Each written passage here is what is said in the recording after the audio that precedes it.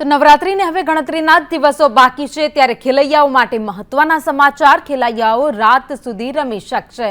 નાના વેપારી મોડી રાત સુધી વેપાર કરી શકશે।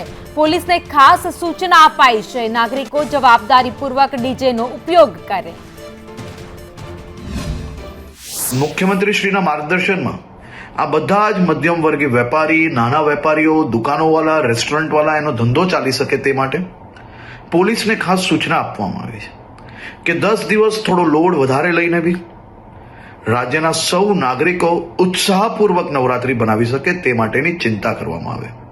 સાથે સાથે સૌ ખેલૈયાઓ અને આયોજકોને બી વિનંતી છે કે આપણું મ્યુઝિક, ડીજે, બેન્ડ આ બધું આપણા જ આજુબાજુમાં રહેતા લોકો, અગર હોસ્પિટલની બાજુમાં આયોજન કરતા હો તો ત્યાં આ બધી જ જગ્યાઓ પર લોકો બીજા જે ત્યાં રહે છે તે હેરાન ના થાય તેની બી જવાબદારી આપણી છે।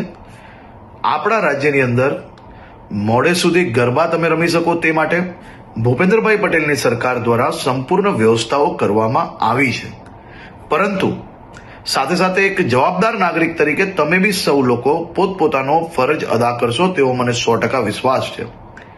સૌ લોકોને ફરી એકવાર જય અંબે અને આપ સૌ લોકોને નવરાત્રિની ખૂબ ખૂબ શુભકામનાઓ હમણાંથી જ આપું છું।